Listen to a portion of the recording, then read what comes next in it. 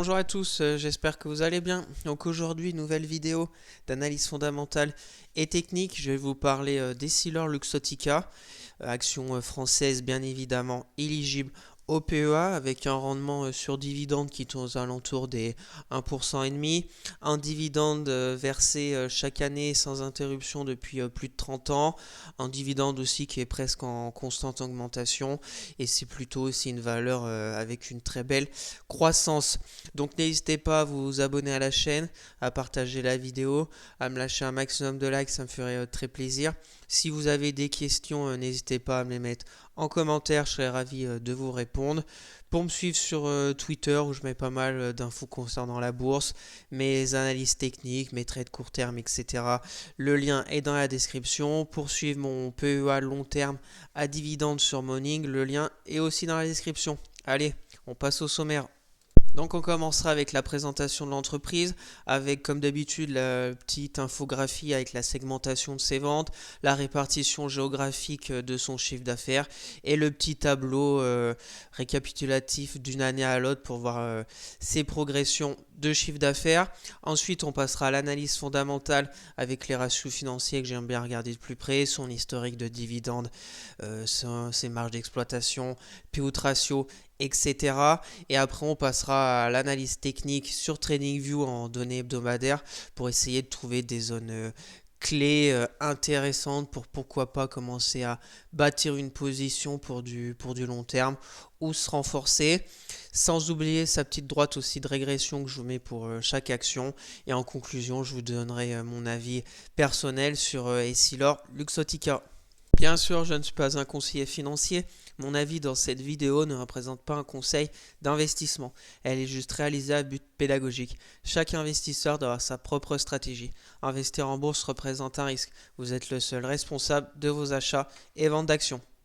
Donc Essilor Luxottica est un leader mondial de la conception, de la fabrication et de la distribution de verres ophtalmiques, de montures optiques et de lunettes de soleil. Elle a été créée en 2018. Donc la société en fait regroupe l'expertise complémentaire de deux pionniers de l'industrie. Il y avait le premier Essilor qui est plutôt en pointe en matière de technologie, en matière de verre. Et le deuxième, Luxottica, un groupe italien qui est plus dans le savoir-faire maîtrisé de lunettes emblématiques, ainsi en matière d'expérience des consommateurs. Donc je sais que j'avais vu que la négociation était très compliquée entre le groupe français Essilor et le groupe italien Luxottica, mais force est de constater que ça a été une très belle opération parce que là ça va faire bientôt 6 ans. Le groupe a très bien progressé, c'est un gros point lourd dans son domaine d'activité. Voilà, et Essilor Luxottica, ils ont des marques reconnues telles que Ray-Ban, Varilux et Transition pour les technologies optiques ophtalmiques, etc. et un réseau de distribution de dimension internationale.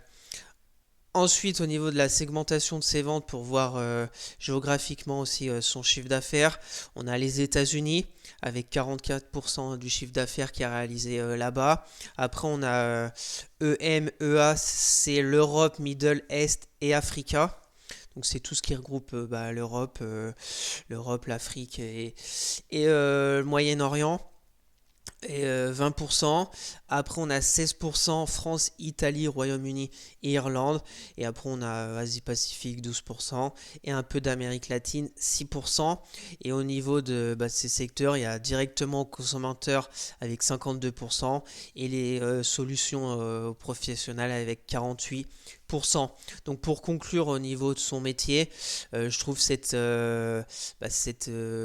alliance, ce nouveau groupe qui a été créé en 2018 très intéressant, Essilor Luxottica, avec deux acteurs majeurs avant qui étaient Essilor en France et Luxottica en Italie.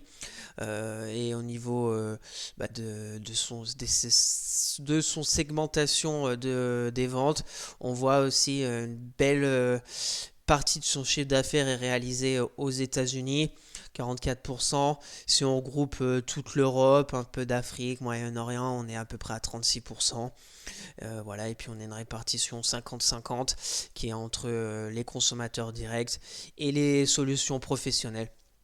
Donc voilà au niveau de son métier, qui je pense a encore de beaux jours devant elle parce que voilà les lunettes, je pense qu'il y en aura toujours. C'est un leader mondial dans son domaine et un réseau de distribution à l'international. Donc très bon point positif au niveau de son métier à Essilor Luxottica. Donc on va passer au petit tableau là, des ventes par activité et ventes par région pour voir la progression d'une année à l'autre. Donc entre 2021 et 2022, on a eu une belle progression des ventes directement aux consommateurs avec presque plus 36% du chiffre d'affaires. Au niveau des ventes aux professionnels, plus 13%. Donc c'est pas négligeable, c'est plutôt pas mal. On verra, curieux de voir en 2023 par rapport à 2022 ce que ça aura donné.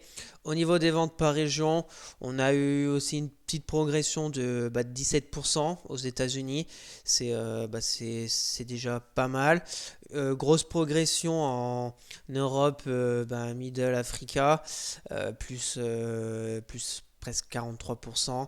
Après, avec France, Italie, Royaume-Uni, Irlande aussi, plus 31%. Asie-Pacifique, pas mal. Amérique latine, 33%. Donc pour conclure, on voit que c'est très positif entre 2021 et 2022. Toutes les régions ont bien progressé, voire très bien. Et ces deux activités, que ce soit les ventes directes aux consommateurs et aux professionnels, ont aussi très bien progressé. Donc à voir 2023 par rapport à 2022, ce que ça va donner pour Essilor Luxottica. Mais entre 2021 et 2022, c'était des très bons résultats.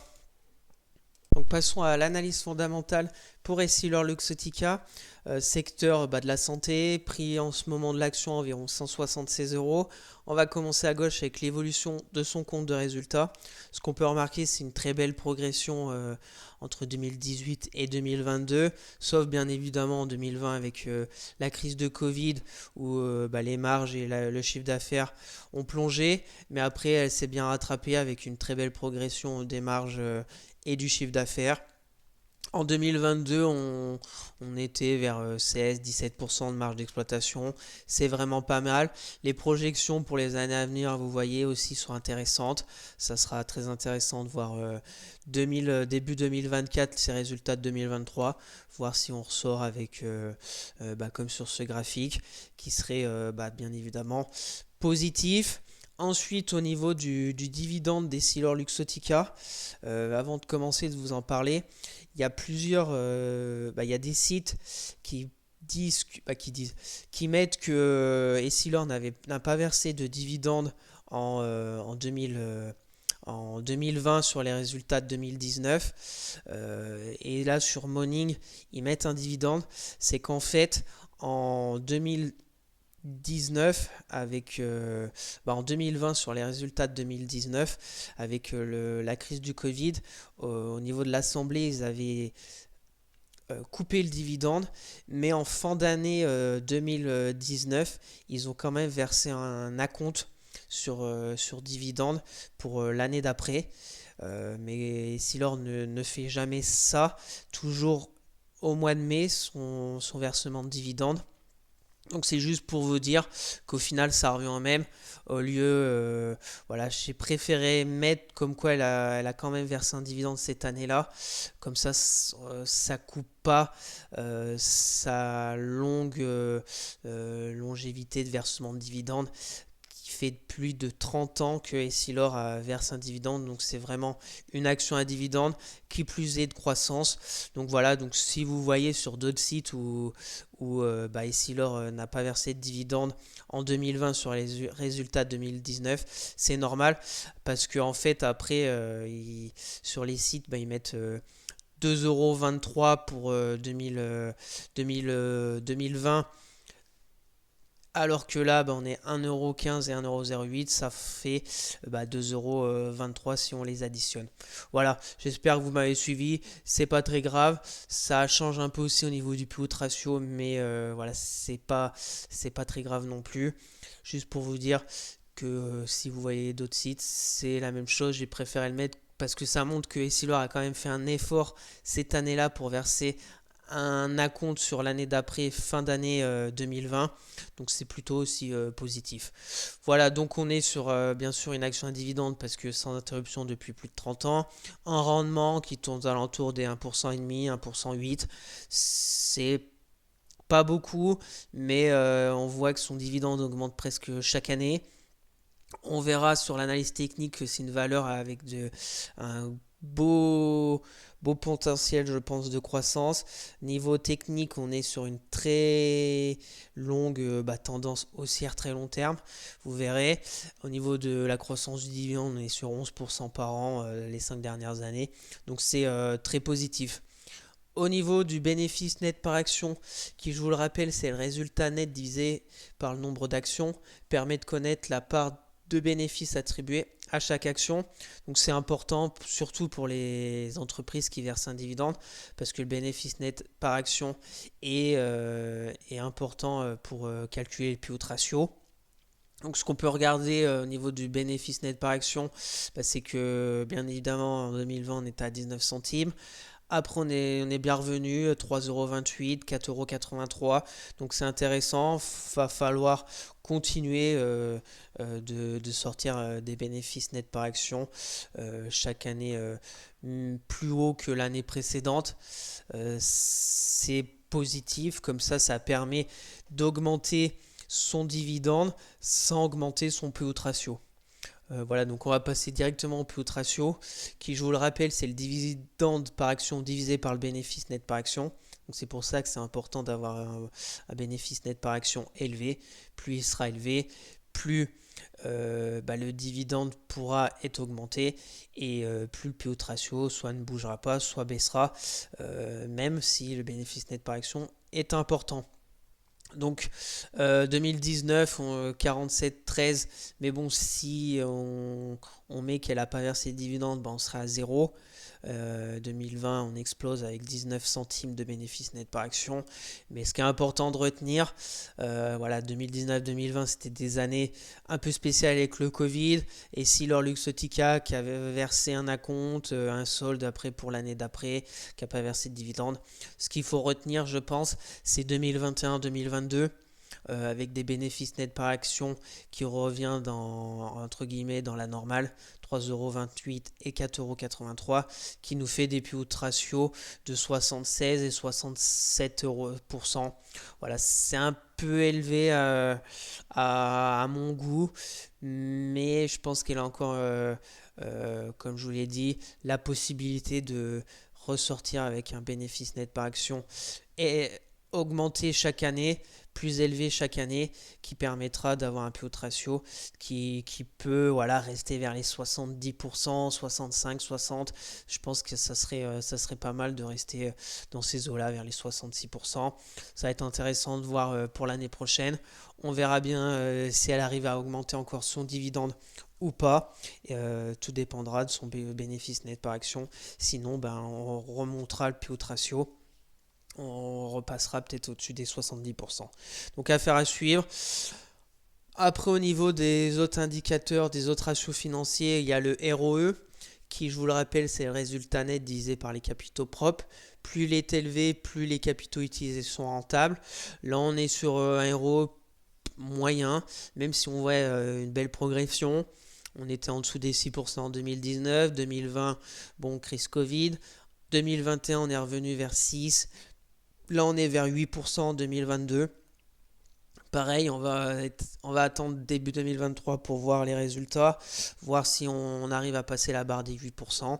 Si on arrive à progresser à ce rythme-là, c'est pas alarmant, je pense, un ROE vers les 8% pour Essilor. On verra.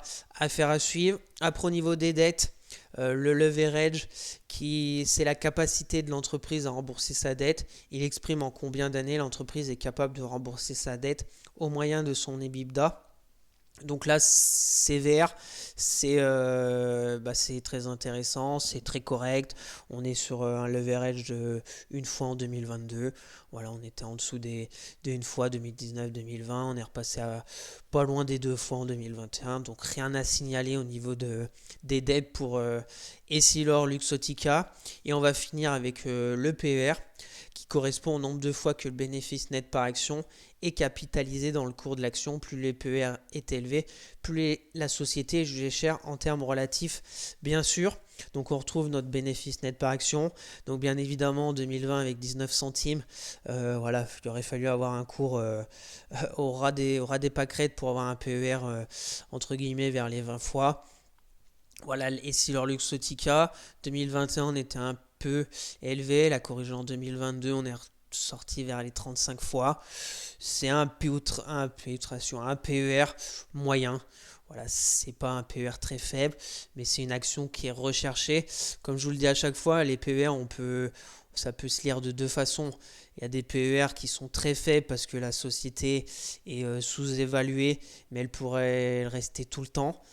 Il y a des PER qui sont gigantesques, mais la société est surévaluée, mais le cours de bourse continue quand même, parce que c'est une action voilà, qui plaît aux investisseurs et que quoi qu'il arrive, même si son PER est très élevé, je pense par exemple à L'Oréal qui a un PER élevé, mais l'action est très belle et elle a un PER élevé, mais elle continue de progresser. Voilà, donc ça peut avoir deux lectures possibles au niveau du PER. Et si l'or, c'est pas un PER non plus extraordinaire, c'est pas un PER faible, on va dire c'est un PER moyen. Donc voilà au niveau de l'analyse fondamentale, pour faire une synthèse très rapide. Euh, Point très positif, c'est son dividende. 30 ans sans interruption, même si son rendement, on va dire, est plutôt faible. On voit qu'il est presque en constante augmentation. C'est une action qui pourrait me correspondre dans ma stratégie long terme à dividende. Une action à dividende plus de la croissance, c'est ce que je recherche. Je ne l'ai pas pour le moment dans mon PE à long terme. Voilà, je la surveille. Je verrai 2024 où est-ce les chiffres qu'elle va sortir. Je vous montrerai aussi mes zones clés sur l'analyse technique qui pourraient me faire réfléchir si elle revient dans ces zones-là. Voilà, après on voit le ROE qui est en dessous des 10%, mais bon, qui est en train de progresser. PO ratio, si on arrive à délivrer des bénéfices nets par action chaque année plus élevés, le PO ratio baissera mécaniquement. Ils pourront quand même augmenter un petit peu le dividende. Et le PER, le PER est plutôt moyen. Voilà, 2022, on est à 35 fois. C'était un PER plutôt faible par rapport aux autres années au niveau des Silor. Donc affaire à suivre. Voilà au niveau de l'analyse fondamentale des Silor, qui, je vous le rappelle, bien évidemment, pour les personnes intéressées par cette société pour leur portefeuille. Là, je vous donne que quelques ratios financiers que j'aime bien regarder. Bien évidemment, allez faire votre propre recherche, allez sur le site internet des Silor Luxottica qui est intéressant, faites vos recherches de votre côté. Est-ce que cette société correspond à votre stratégie d'investissement, etc. Là, je suis juste pour vous donner un aperçu de l'action. Bien évidemment, faites le maximum de recherches avant d'investir dans une société pour du très long terme. Donc passons à l'analyse technique pour Essilor Luxottica sur TradingView comme d'habitude, en données hebdomadaires pour bien voir la tendance de fond, essayer de trouver des zones clés qui pourraient être intéressantes pour se positionner sur du long terme. Donc on va déjà dézoomer pour voir d'où elle démarre. Et sur Luxottica, voilà, en 2010, elle était vers les 40 euros. Très belle progression. 2016, on va dire entre 2016 et voilà un range. On va le noter comme ça. Voilà, on permet de voir. Donc très belle progression depuis le début jusqu'en 2015. De 2015 à 2019, un range entre 120, un peu plus de 120 euros et 100 euros. Donc elle n'arrive pas à se décider. Voilà, c'est un range. C'était un range d'accumulation parce qu'elle est ressortie par le haut. ça a accumulé, ça a cassé la résistance, ça a été un étage plus haut. Malheureusement, il y a eu la crise du Covid. Il y a eu aussi la fusion entre les deux en 2018. Je pense que ça a interrogé les investisseurs. Voilà, je ne sais pas si c'était début 2018 ou fin 2018, mais voilà, après, elle a bien progressé. Il y a eu le crash du Covid qui est revenu en fait dans cette zone. Intéressant, voilà, l'analyse technique, c'est toujours intéressant. On voit, elle est, elle est belle en analyse technique et Silor, avec des zones de polarité bien respectées, la moyenne mobile 200 hebdo qui est aussi intéressante. On voit depuis 2009, on était au-dessus. On est venu faire un appui, c'est en 2016, 2017, 2018, on a cassé. On est repassé au-dessus. Bon, la crise Covid, on a travaillé au-dessus de cette moyenne mobile 200 hebdo. On l'a cassé, on a fait un pullback, on est monté le plus haut record absolu vers les 195 euros. On a rechuté en 2022. On est revenu travailler toute cette zone de polarité vers les 140 euros, qui était résistance en 2019 et 2021. Elle est devenue support en février 2022, juin 2022, octobre 2022. Donc troisième fois support. Après, la zone des 165 euros est devenue très belle aussi en zone de polarité. Parce qu'elle était résistance ici, résistance. Là, on l'a cassé, on a fait un pullback et elle est devenue support. On n'a pas réussi en mai 2023 à aller retaper les plus hauts vers les 195 euros. On est redescendu, on a vivoté cette année, en fait, 2023, là. Pas trop de direction, ça n'a pas trop ni chuté, mais pas de force pour aller plus haut. Donc on est revenu encore sur cette zone des 160 euros. Euh, le support, et depuis quelques semaines elle a rebondi. Si on voit un peu court terme, on voit ces 4 dernières semaines, elle a rebondi. Cette semaine, on est de retour sur une résistance, on va dire court terme. Voilà, pour faire un aperçu de l'analyse technique. Donc mes zones qui peuvent être intéressantes, j'ai ce support oblique haussier aussi très bien respecté, toute cette zone qui part du crash du Covid, ensuite octobre 2020, juin 2022, septembre 2022 et dernièrement en octobre 2023. Et qui plus est, il y a la moyenne mobile 200 hebdomadaire. Ensuite, j'ai une résistance un peu oblique baissière. Donc, on serait un peu sur un triangle, un biseau, un triangle. Voilà, à voir maintenant, c'est de savoir par où elle va sortir. Mais pour ma part, si j'ai à me poser la question pour pourquoi pas rentrer du Essilor Luxottica pour mon portefeuille long terme à dividende, je réfléchirai si elle revient encore sur cette zone vers les 160 euros. Ça sera déjà, si en 2024 on revient vers cette zone des 160 euros, ça pourrait me faire réfléchir pour commencer, pourquoi pas, à bâtir une position sur Essilor, bien évidemment aussi en attendant ces résultats qui vont arriver début 2024. Donc je suis pas pressé pour le moment, elle n'arrive pas à aller plus haut, mais elle baisse pas. Donc elle est un peu voilà dans elle vivote dans le ventre mou de l'action, là, du graphique. Est-ce que c'est le moment de commencer à payer Essilor? Je ne pense pas, personnellement. Après, bien évidemment, vous faites ce que vous voulez, mais moi, je vous dis juste mes zones qui peuvent être intéressantes pour du long terme. Donc 160 euros. Après, si dans l'année 2024, elle revient à casser les 160 euros, il y aura la moyenne mobile 200 qui reviendrait vers les 155, qui peut jouer aussi son rôle de support dynamique comme elle avait fait ici. Et puis bien évidemment, si encore plus bas en 2024, voire après, mais je pense que je vous en reparlerai avant fin 2024 d'Essilor, et il y a la zone des 140 euros qui reviendrait au plus haut d'avant Covid. On n'en est pas encore là, mais bon, tout peut arriver. Donc les trois zones qui peuvent être intéressantes pour soit se renforcer sur Essilor, soit commencer à bâtir une position long terme. Pour ma part, je pense que c'est 160 euros le niveau 1. La moyenne mobile 200 hebdomadaire qui, si elle continue à peu près entre 150 et 155 euros, et après 140 euros.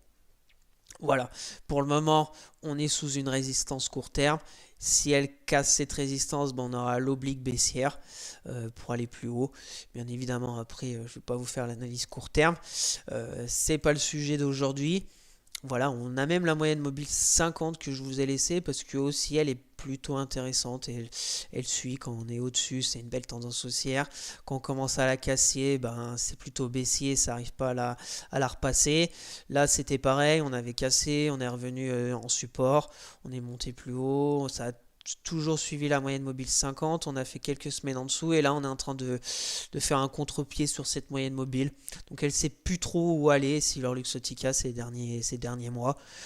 Voilà, on verra 2024 si elle arrive à trouver sa direction. Donc voilà, donc pour conclure sur cette analyse technique des Silor en hebdomadaire pour de l'investissement long terme, j'ai l'oblique haussière long terme, donc 160, moyenne mobile 200 vers les 150 euros et 140 euros.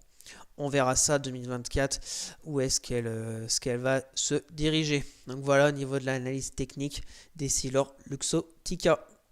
Donc passons à la droite de régression pour Essilor Luxottica que je vous mets pour chaque action. Je vous rappelle que ce graphique c'est avec les dividendes réinvestis. On est quand même sur une croissance annuelle d'un peu plus de 14%. Donc c'est pas rien, c'est pas mal du tout. Au niveau de cette droite, on la suit plutôt bien. Il n'y a pas de grandes envolées au-dessus, ni de grands plongeons en dessous. Voilà, il y a eu, depuis en fait le crash du Covid, on serait toujours en dessous de, entre guillemets, son juste prix, qui serait vers les 230 euros en ce moment. On est vers les 176, donc on est un peu en dessous. Il n'y a pas non plus beaucoup d'écart. Voilà, c'est un indicateur parmi tant d'autres à vous partager. Voilà, vous en faites ce que vous voulez. J'aime bien regarder, voir pour chaque action, est-ce qu'elle se situe par rapport à cette droite.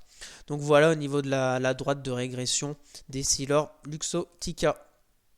Donc pour conclure cette vidéo sur Essilor Luxottica, donc mon sentiment personnel sur cette action, je la trouve intéressante parce qu'on a vu avec son dividende qui a été versé sans interruption depuis plus de 30 ans, un rendement qui tourne aux alentours des 1,5%, c'est pas mal parce que son dividende aussi augmente chaque année. Donc toutes ces choses-là sont positives. On a vu l'analyse technique, son cours de bourse aussi qui est sur une belle tendance très long terme haussière. Donc c'est toujours positif d'avoir une tendance haussière plus des dividendes aussi en croissance. Au niveau de ses ratios financiers, ça va être, je vais vous dire, à confirmer dans les années à venir. Parce qu'avec la crise de Covid, on a vu que ça nous avait fait un peu du ROE faible, du PE ratio énorme. Donc à voir surtout déjà début 2024 sur les résultats de 2023. Ce que ça va donner au niveau de tous ces ratios financiers.